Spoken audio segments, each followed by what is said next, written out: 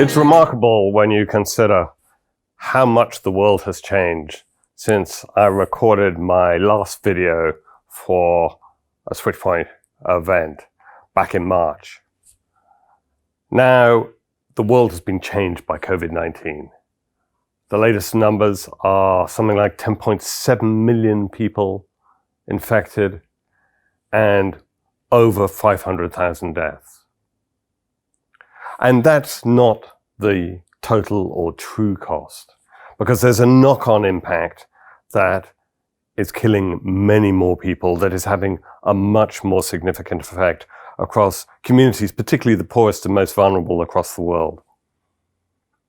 We are looking at, in the world of HIV, TB, and malaria, that's the focus of the Global Fund, a potentially devastating impact.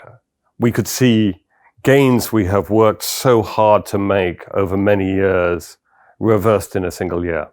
For example, in HIV, there's some analysis that suggests that we could see an incremental 534,000 deaths in sub-Saharan Africa alone over the next 12 months.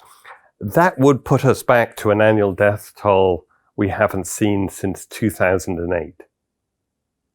Think about it. So many lives, so much effort over so many years, so many $billion have been spent to get us to where we are today, and we could see all that reversed. We just cannot let that happen. And so we and the broader Global Fund community are acting with urgency to help countries respond to COVID-19, but also to take action to mitigate the knock-on impact on other diseases such as HIV, TB, and malaria. And that knock-on impact in some places could be even greater than the direct impact of COVID-19. At the beginning of March, we introduced a mechanism which made about 500 million available to the countries in which we invest to respond to the crisis. And in April, we introduced another mechanism which made another 500 million available. So in total, we've made up to about $1 billion available for countries to adapt their HIV, TB, and malaria programs, to protect frontline health workers and fix health systems, finding urgent areas they need to strengthen, such as laboratories, and to provide them with the resources to access the tests, the PPE, the equipment they need to respond to COVID-19 itself. So far, over 90 countries and 8 regional programs have used about 400 million of this money in response to the crisis. But this is not enough. We are going to have to do much more if we are going to enable the poor and vulnerable communities in the world respond to this crisis. We reckon that the countries in which the global funds invest, those most affected by HIV, TB, and malaria, need another $28.5 billion over the next 12 months if we are to avoid devastating consequences from COVID-19 itself and the knock-on impact on other diseases. And of that, we reckon the Global Fund itself needs about 5 billion more. This is big money, but this is also a huge crisis, one that could set back not just the health agenda, but the entire development agenda for these communities by decades if we do not act decisively.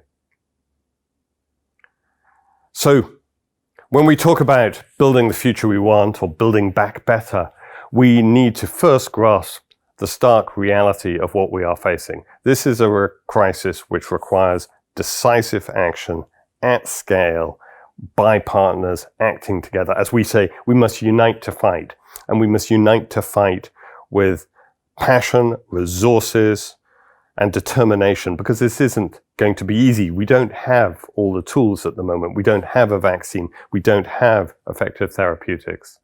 So we need to act, we need to develop those tools, and we need to get them to the people who need them most rapidly. There are undoubtedly huge lessons we are going to learn. Lessons about we should be more prepared. We should have seen this coming. We should have identified and acted on the threat as it emerged more rapidly. But also about the way we work, about our use of technology, about the way we collaborate and coordinate digitally online, how quickly we can bring new tools to the market, how we can coordinate the actual execution of things on the ground, and about how we engage communities, how we have community-led initiatives at scale, because that's the only way it is going to work if we are going to contain this pandemic.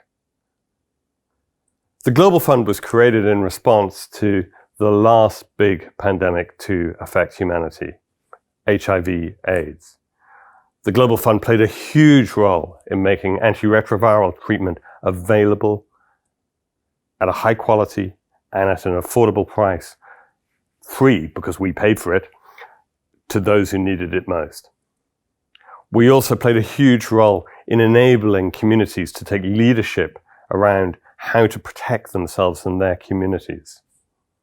We need to see the same kind of mobilization, the same changing of the rules around the way science interacts with politics, interacts with communities, the way people across the globe coordinate and work together if we are going to get an effective response to this crisis. And that needs people like you to get engaged, to put your viewpoint forward, to advocate for the kind of change we need and for the future we want to deliver.